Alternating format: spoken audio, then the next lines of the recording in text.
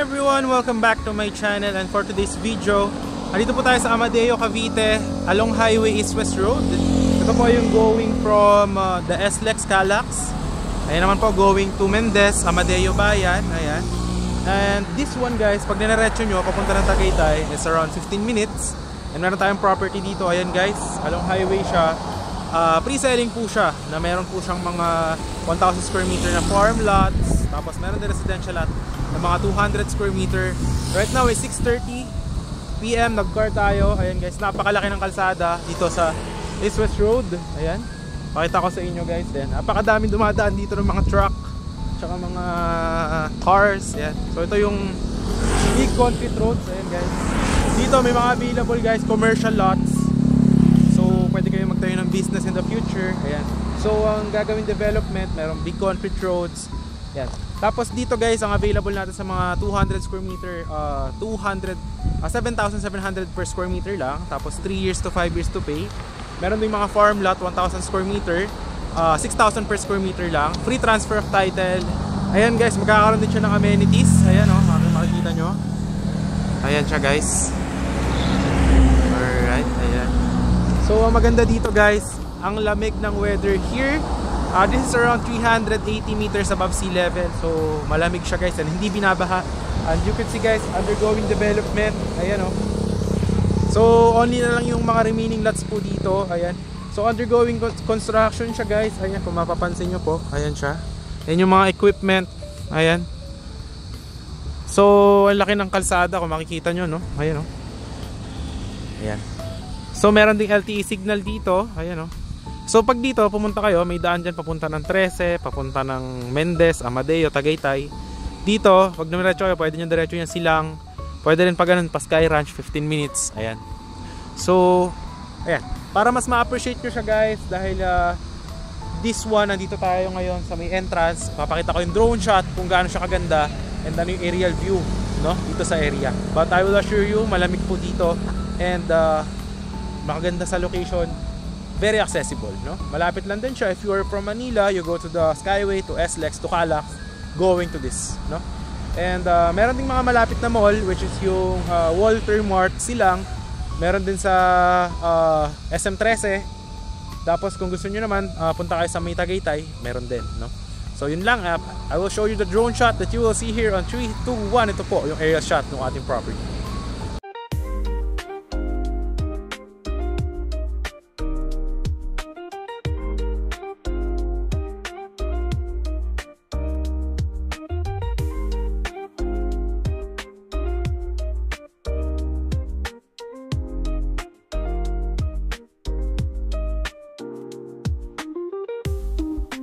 Available ng mga 200 nandun banda, kuta natin.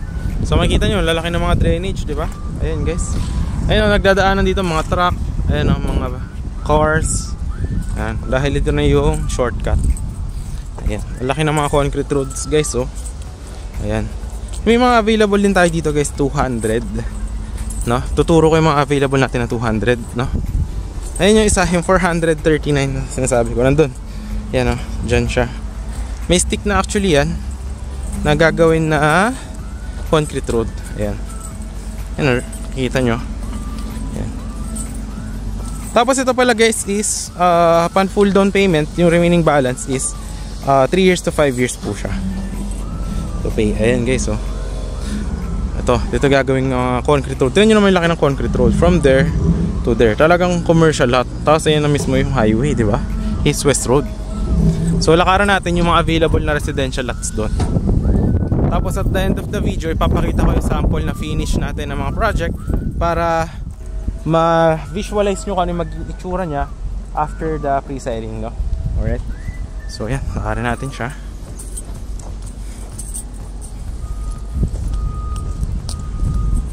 Alright, ito yung mga tinasabi ko sa inyo. Ayan, makikita nyo dito. And inaayos ang taba ng lupa dito guys, oh. Maganda if you are planning to build a farmhouse, no? Ito maganda dito guys, oh. Tignan nyo naman yung gagawin na roundabout. Ayan, oh. Roundabout to, andun yung mga 200 square meter na available na lots. Ayan guys, oh. Ang ganda ng roundabout. Ang laki na magiging concrete roads, oh. Tignan nyo.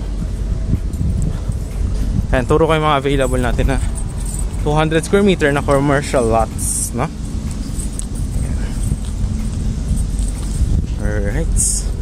Yung mga farm lot tsaka residential lot natin, dito rin magiging daan, no? So kung saan tayo papasok, ayan, doon rin sila papasok. Pero may meron tayo security for the residential, hiwalay dito sa commercial. Kasi syempre, pag naging business area na to, syempre dito, privacy for the owners sa residential. Andito yung mga 200 guys na available na commercial lot. Ayan, nandyan. Katabi nitong corner lot, andito. Ayan, tatlo yan magkakatabi, tatlong 200. Actually may stick na yan.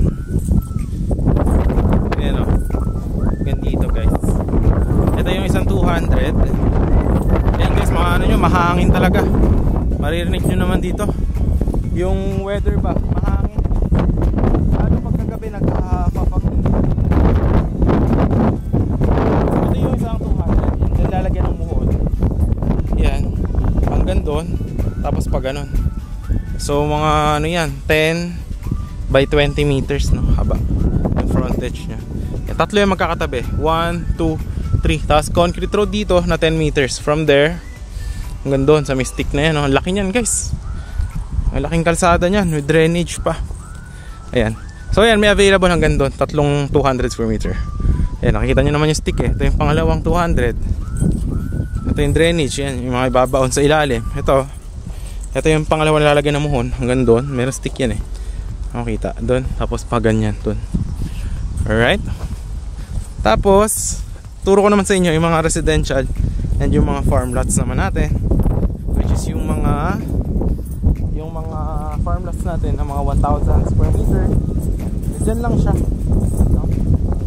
So perfect na perfect for investment, mga lalo nasa ibang bansa, mga OFW. Kasi sa future, syempre, kung plano mo na tayuan ito ng yung dream house, is apaka-accessible guys. Kaya na mismo yung highway, hindi ka na mahirapan na kunin yung mga truck to deliver your gamit sa paggawa ng bakod, ng bahay. Tapos yung weather naman sa Tagaytay is same lang naman dito, you know, mararamdaman nyo naman. Alright, ayan guys, kita nyo yung concrete road, laki oh. Ayan, yung mga farm lot natin is nandun siya, pag ganyan guys, tapos kakaliwa doon yung mga farm lot na 1,000 square meter. Ganito rin yung magiging kalsada guys, yan, hanggang doon 10 meters. Tapos may mga available din tayo doon ng mga residential lot. Yan, kaya lang siguro kasi masyado itong malaki, papalipad ko na lang ng drone shot para mas makita nyo din kung gaano siya kalaki yung property and gaano lang siyang ka-accessible from the highway, diba? So malapit lang.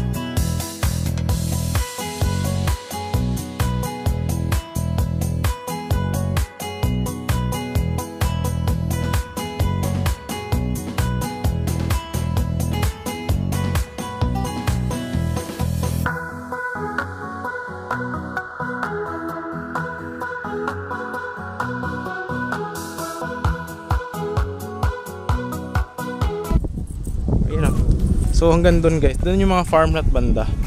As yung mga ibang residentialist nandyan. Alright, so yun lang naman yung ating property tour for today, no?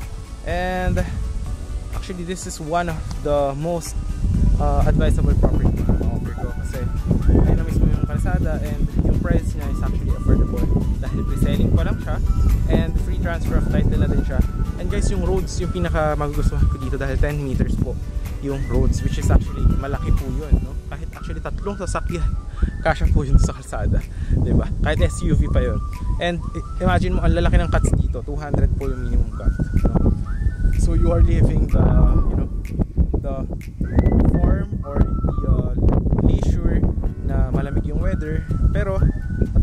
time you are away from the city, away from the crowd, but malapit ka rin sa mga necessity needs like water, electricity, mall, hospital, schools, tapos sa Tagaytay, sa expressway, so very accessible siya.